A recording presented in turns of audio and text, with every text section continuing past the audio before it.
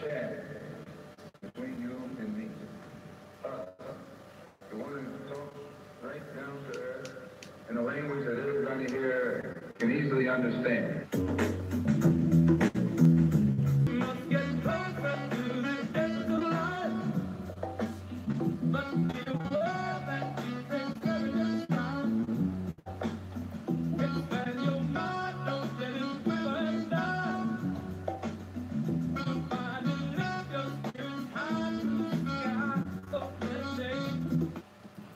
And you're listening to Message from the Grassroots here on KEXU 96.1 FM LP, Poor People's Revolutionary Radio and TV. I'm your poor scholar, Biz Molotov, aka the Voodoo Child, coming at you from Black Arthur, Deep East Oakland on indigenous witching territory.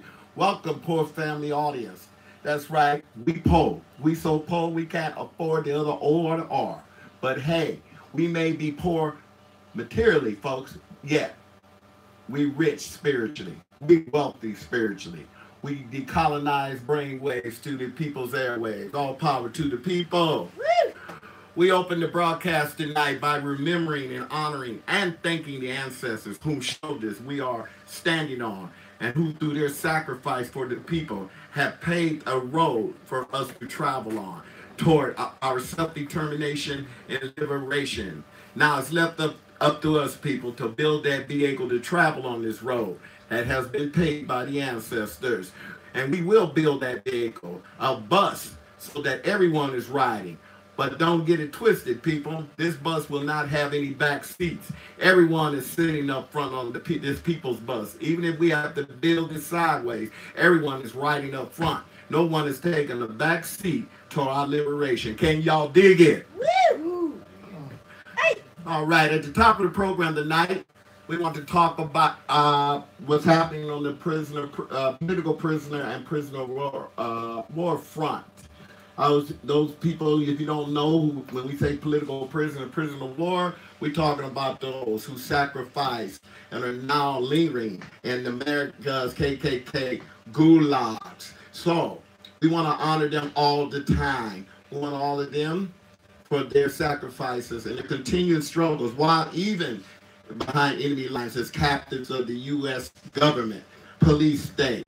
One such freedom fighter is Jalil Muttaqin, a former member of the Black Panther Party and the Black Liberation Army. Right now, people, 15 members of the Black Panther Party and Black Liberation Army are serving 800 plus years of political imprisonment as a result of the government's illegal and dirty tactics involving the counterintelligence program, or better known as COINTELPRO, whose mission was to destroy the movement for black self-determination and liberation during the 1960s and early 70s. Others include Sutiata Akoli, Imam Jamil Alami, and Dr. Mutulu Shakur, among others. Jalil Muttaqin has been in prison since 1971. He is one of the longest held political prisoners in the world, having spent now 46 plus years in America's gulags. That's more time than Nelson Mandela spent in prison. Mandela also was a political prisoner. In 1998, since Jalal has been in prison, he has accomplished many things. In 1998, he co-initiated the National March and Demonstration in Washington, D.C., calling for recognition and amnesty for U.S. political prisoners. Over 8,000 activists from across the country participated.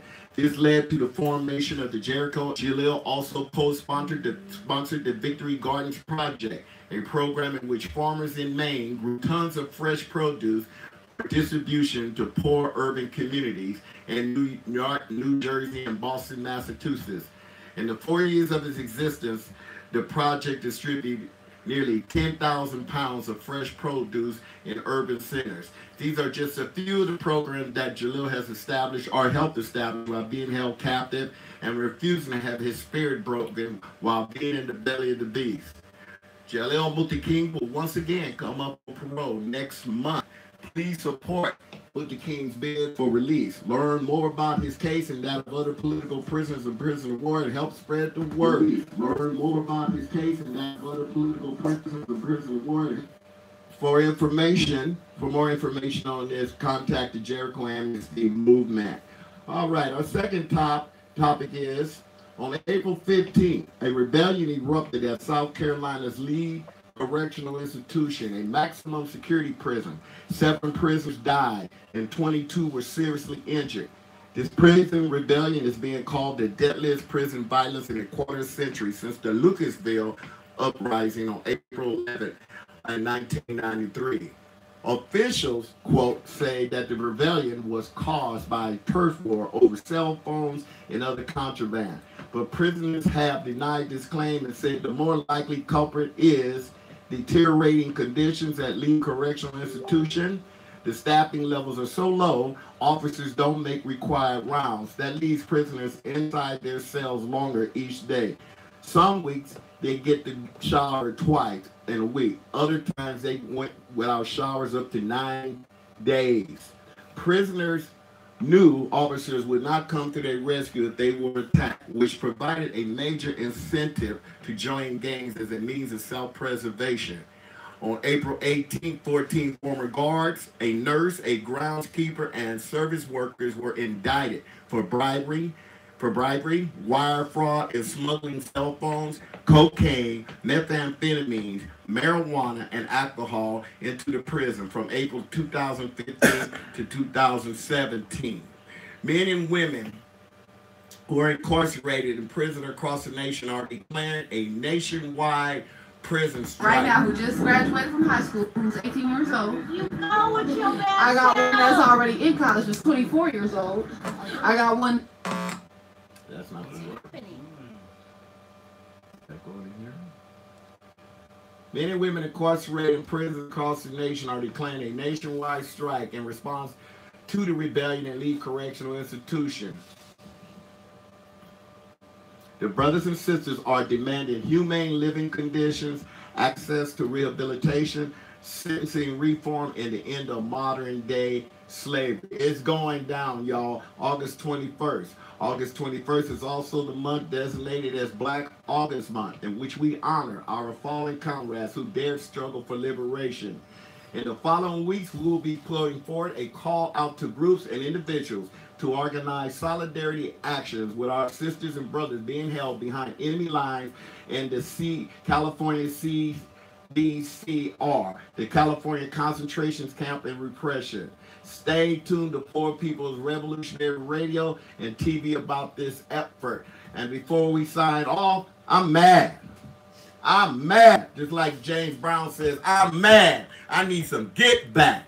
We've taken some hits, people, this week. We've taken some hits on our struggle. One, they passed the so-called Blue Lives Matter law in Congress, which gives the police makes the police a protected class. This is strange because the police already enjoy a protected class, the most protected class in this country. I want to also mention that 70 leaders and cheerleaders for the system voted to bring this bill in. Voted to bring in people who look like them, who are going to be now victims of this bill, where if you say the wrong things about a police officer or any such other thing, or if you out on a protest and a police officer is injured, you could be tried and receive up to 60 years as a hate crime. Another hit we took this week was the NFL has told its players that they can protest police terrorism and racism in this country, but they got to do it in the locker room. Once that national anthem starts up and that flag goes up, they had better stand up for the flag and the national anthem if they're on the field. If not, the whole team will be fine. But keeping them in the locker room or keeping them in the back, right, doesn't solve anything. It does not address the issues that Colin Kaepernick addressed when he first started not standing for the flag. So again, we're pretty dismayed about this. I want to know what the black players have to say about this, because after all, the NFL What's that stand for? The owners has made that very clear with that decision. Another hit with, that's right, Negroes for Lease. You heard me right here on Poor People's Revolutionary Radio. And another hit we took, San Francisco District Attorney Gascon, George Gascon handed down his decision today, ready to charge officers for the assassinations of Mario Woods and Luis Gongordo Pat.